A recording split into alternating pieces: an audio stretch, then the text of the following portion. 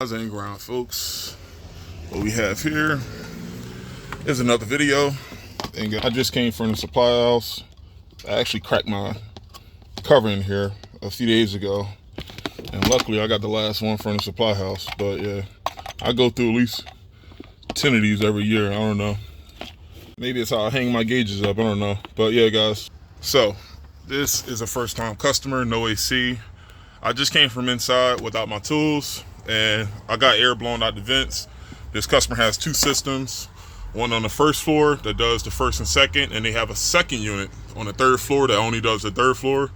And the complaint was the first and second floor, they said that it's like 80 degrees. The third floor is the other unit. They said that unit is working fine, but I just had to go to the truck and get my stuff, and I'm gonna start outside. From what I can tell, the condenser was running, but I don't know if I heard the compressor run, so I'm gonna go take a look and let's see what's going on. Let's go check it out. All right, guys, this is the third floor unit. This is the one that's working. The bigger one is the unit that's in question. And guys, I don't know how the hell this unit is supposed to get serviced.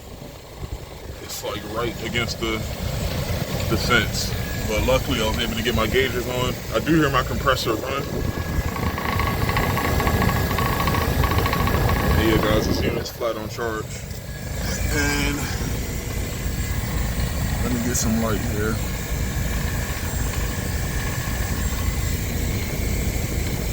Well, is this a 13 series, 36, 07, R22? So it's a 07. It's almost close to that 20-year mark, but once again, this is our first time here.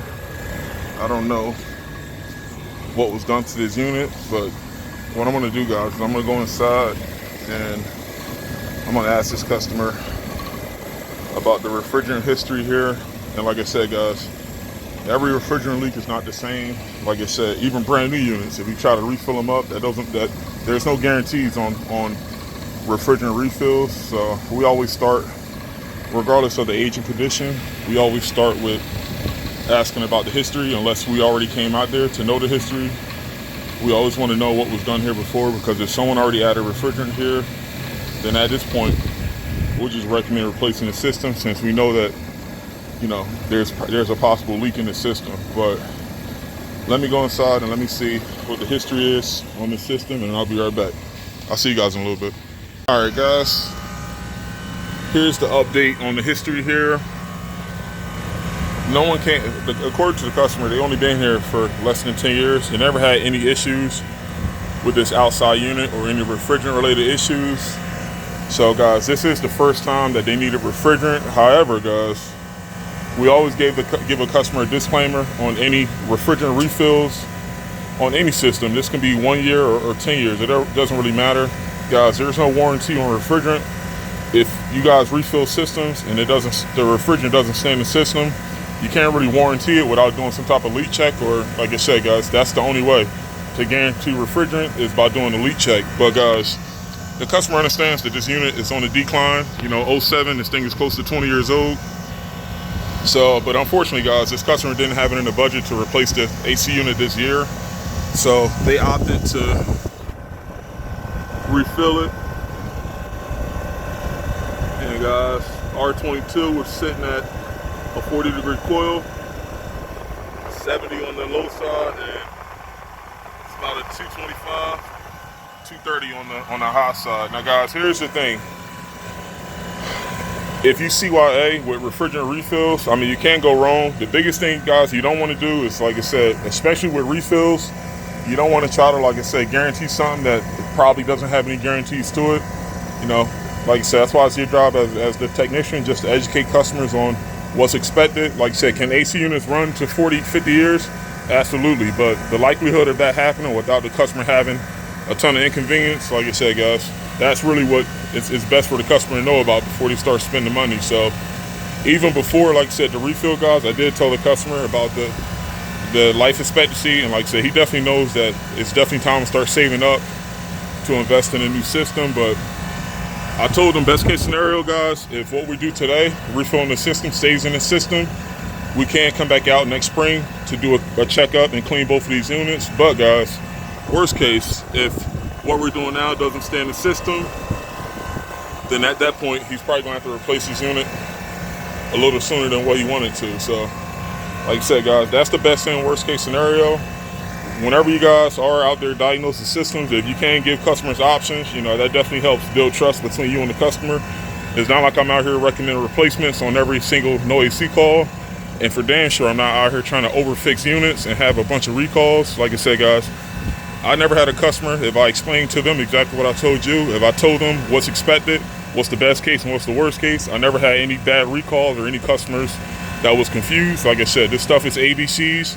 And guys, it doesn't take you kind of like having a bunch of experience to know how to explain this. Like I said, guys, I've been in scenarios which I didn't say anything, and I was just hoping that this stuff stayed in the system. And like I said, guys, this is before, back in my cowboy days, I had to learn this the hard way. And like I said, guys, you know, that's going to be a very unpleasant conversation. If you didn't say anything, now the customer expects wherever they paid you, they expect that to be some type of guarantee. And like I said, guys, if you're not out there explaining to the customers and making sure you keep it simple and they understand what's expected, what's the best case scenario of what you're recommending, and what's the worst case, like I said, guys, it's always going to come back on you, because like I said, you know, it's not the customer's job to understand how this stuff works. So guys, what I'm going to do next is I'm going to go inside real quick. I'm going to check my supply, and I'm going to see how the inside supply is looking.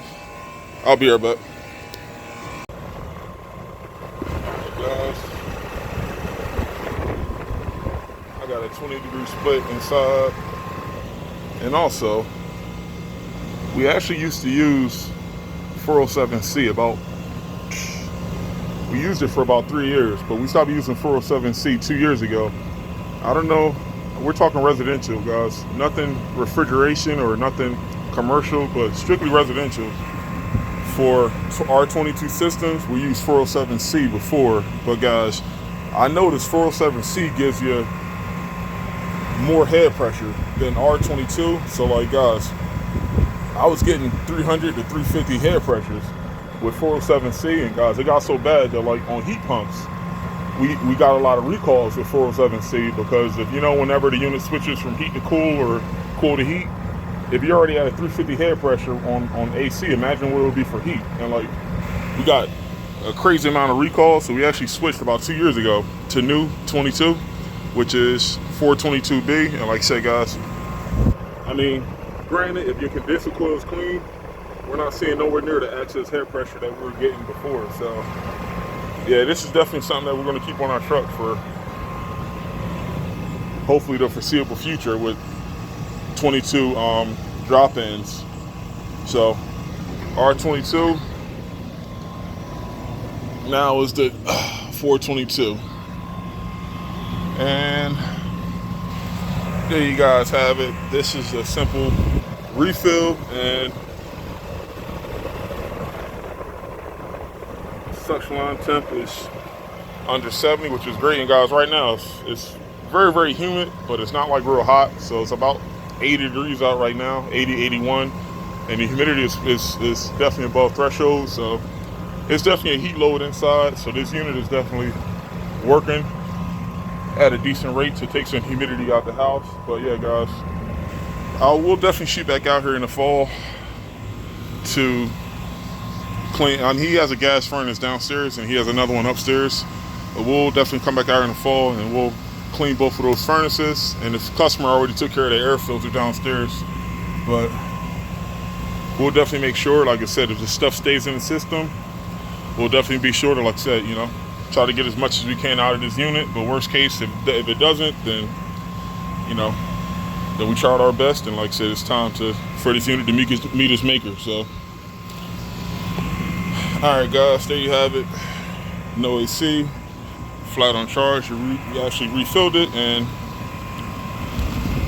it stayed in the system. Now I'm off to the next call, guys. Peace out. I'll see you in the next one.